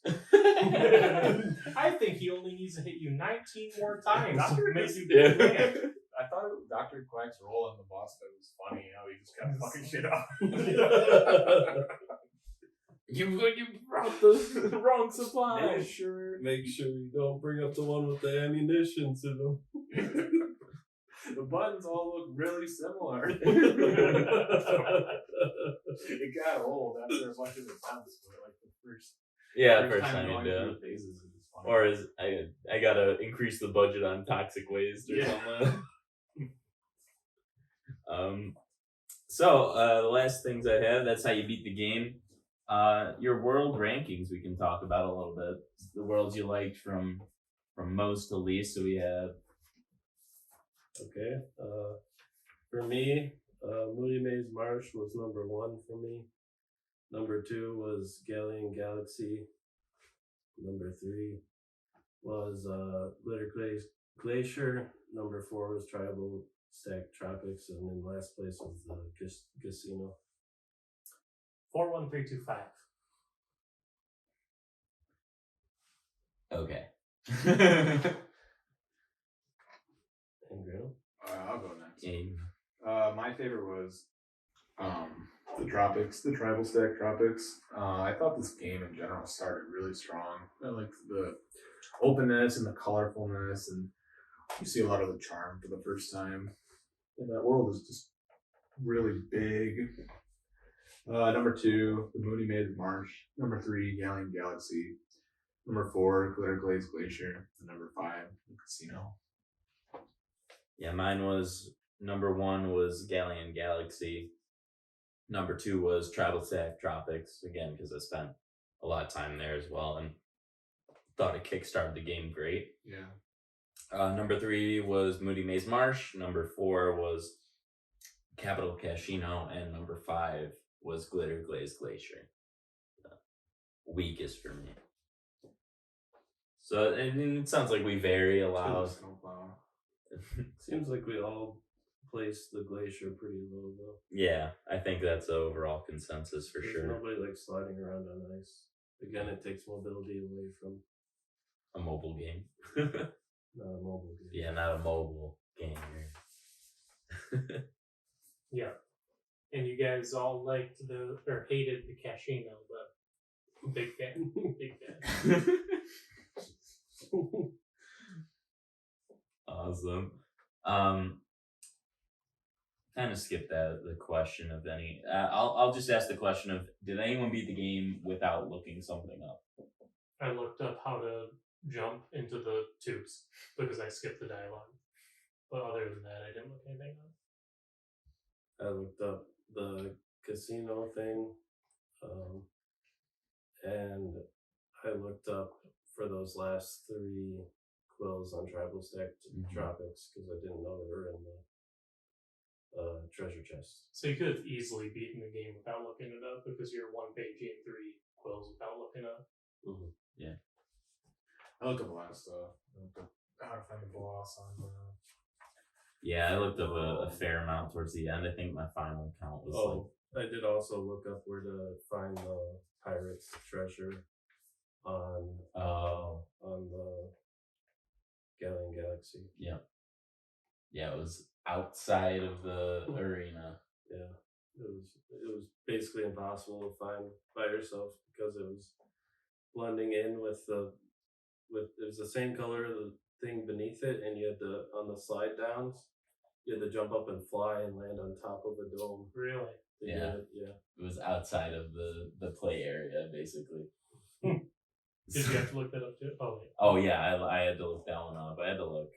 I mean, I finished most of the game. There were a few things I had to look up, like the pirate's treasure, and then probably like 3 or 4 pages that I was just like, I have no idea where these are.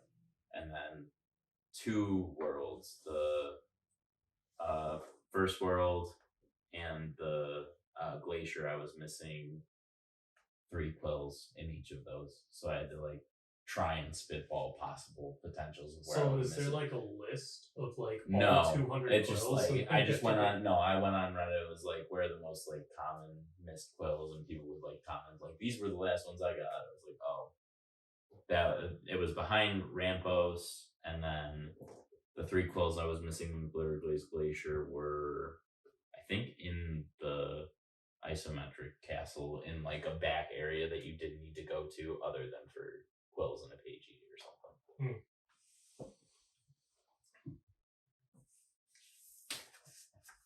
So, I guess we can go into overall impressions of the game now.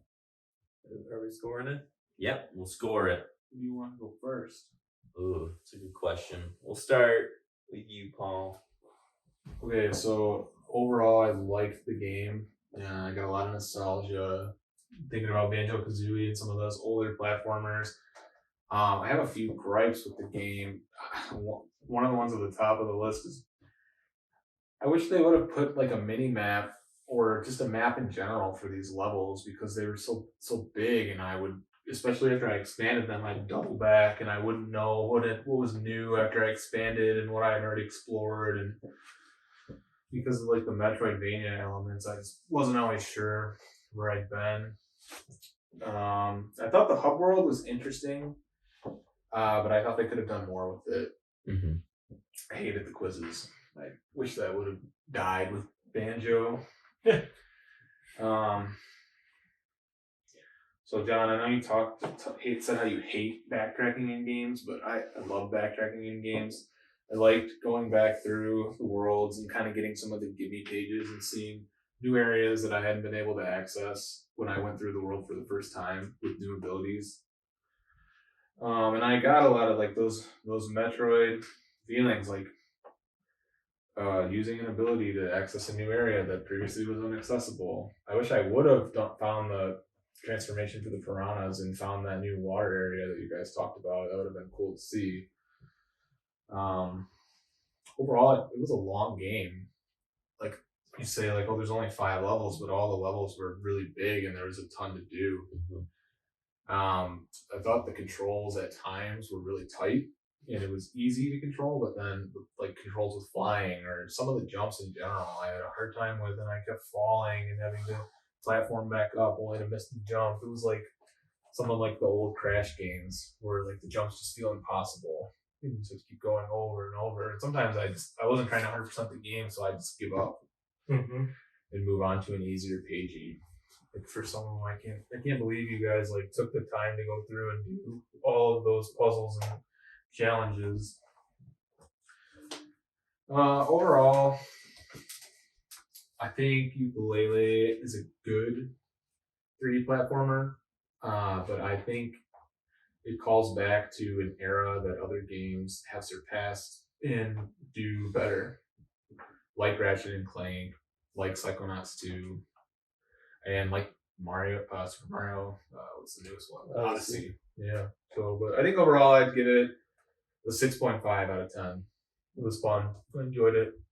It had some of the strongest boss fights, I'd say, for a 3D platformer. So yeah. So my overall impressions of the game, the story was very weak. I mean, that's not why you played the game. They set the scene and then let you go, and then kind of closed it all up in a tight little box. But for the most part, I wasn't invested really in the story. The characters and the character design was really good. From my impression of the game, I loved all the quirky little characters, Dr. Puzz, Trouser Snake, just even Capital B, Yuka and Laylee. All the main characters were well designed and well fleshed out for who they were. Like I said, each of the worlds had a lot to do in it, a ton to explore. Like 25 pages doesn't sound like a lot, but it's a ton. Yeah. To hunt down and track with a game that doesn't really give you much direction other than here's your tools and go explore. Overall, I did enjoy it a lot. Is it one of my favorite 3D platformers? Probably not, but is it really a good 3D platformer, especially for the time? It didn't feel overly dated and it felt modern and fresh on a take for the genre. So I'll give it a 7.24. Hey, sorry, quick question. When did it release? 2017. Okay. Yeah, for me, if I'm at work and I'm thinking, I can't wait to go home and play this game, it's a good game. I felt that with this game. I'd be at work and be like, oh, I'm going to play Yooka-Laylee later, and I can't wait. There was the constant dopamine rush of getting new pages, new quills. I liked how the quills were less common than like in Spyro, the gems. The gems are just fucking everywhere. Whereas the quills would be like 3 here, 3 there. You One around the corner. one around the corner behind the map. And, I like that. I thought all the boss fights are super strong. I dug the music in this game, especially the boss fight music. I laughed a couple times, which is very rare for me to ever laugh at all. Oh yeah.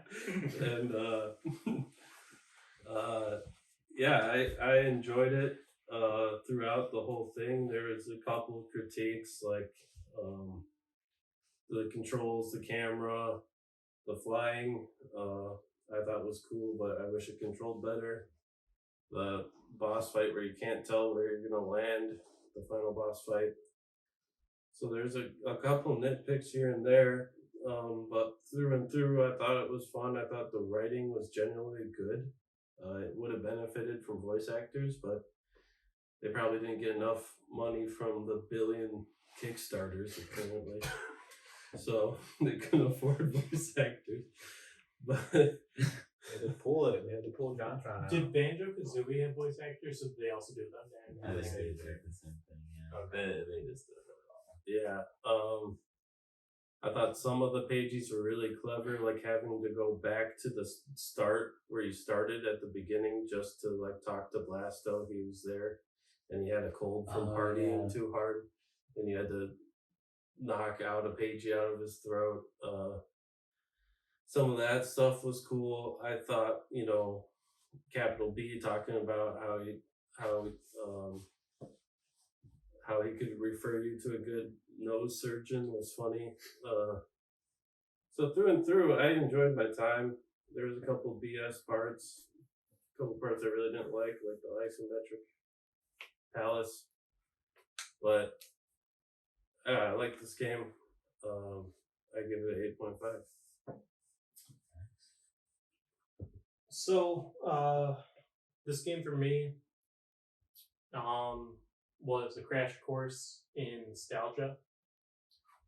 I have, as I've stated on this podcast previously, Spyro is probably my favorite game of all time because it's the game that I grew up with and played the most times and loved. And I think in that episode, I said I wish there were more 3D platformers to play. But as I went along with this game, I just got so annoyed with so much stuff. And there's similarities to Spyro with the things that I got annoyed with, which is crazy because I love that game and I love 100%ing that game. Mm-hmm. But I hate the idea of 100%ing this game. Early into the game, it looks great. It sounds great. It's exactly what you expect and want it to be. And early on, I was very excited. Getting into tribal whatever topics, tribal stack tropics. Mm-hmm. I was having so much fun exploring and getting pages around every corner. And then into the second world, it wasn't as fulfilling, but it was still pretty good. And then as it kept going, it's like, man, it's the same thing for how many worlds? And I felt like there were too many worlds. I appreciate how big the worlds were, but I wish there were 3 and not 5.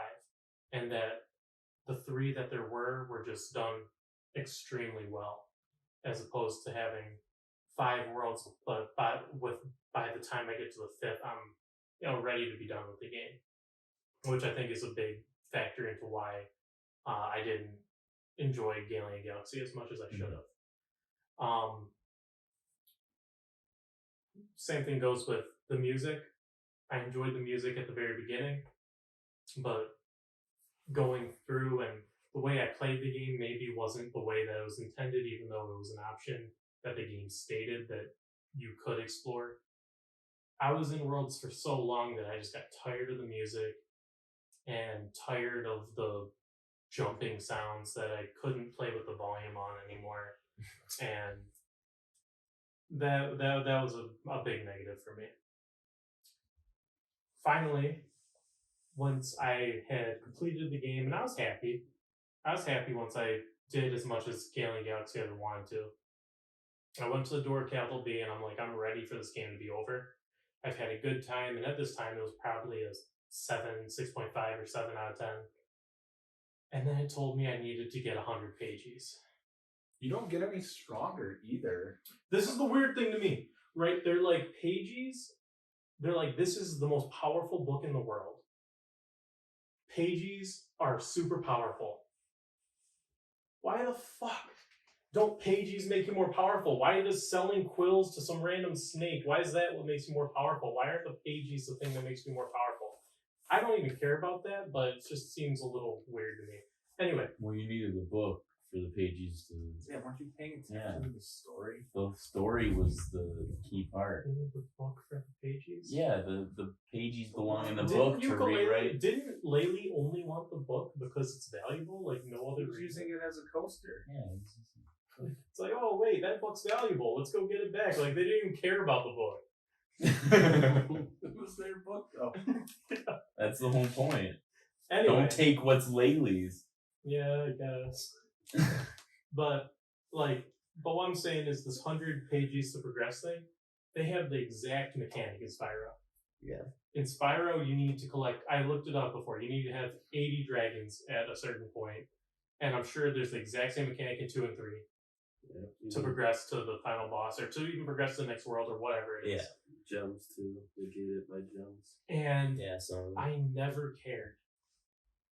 But I care big time here. So it's been a lesson in nostalgia. Absolute lesson in nostalgia. Now you understand the rose-tinted glasses. 100%.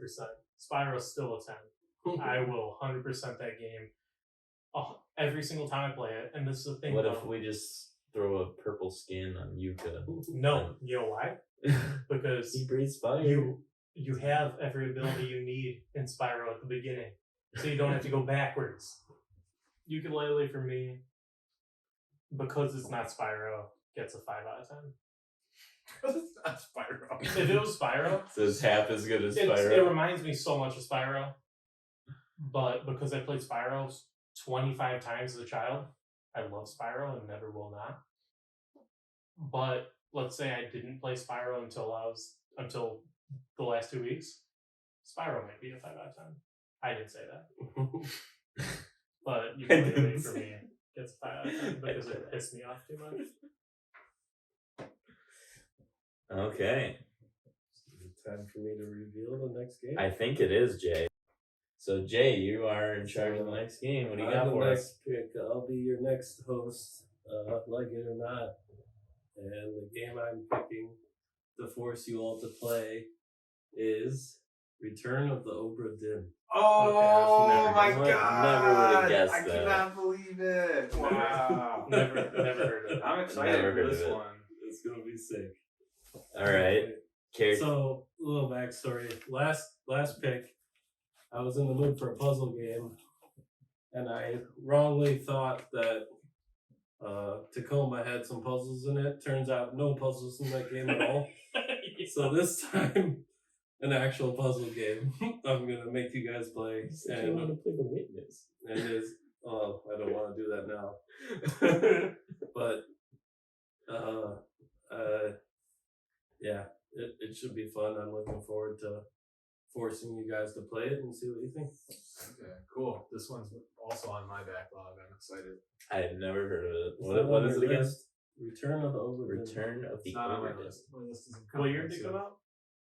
2018. Okay. Okay. I think this was maybe the best game of the year. Yeah, it's on Steam, overwhelmingly positive reviews. It won the BAFTA awards for art and narrative, and so I'm really looking forward to it. What's BAFTA stand for? No idea. Okay.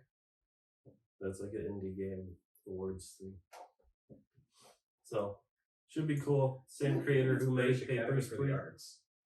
What? I think it's British Academy for the Arts. What's the F then? Academy for the Arts.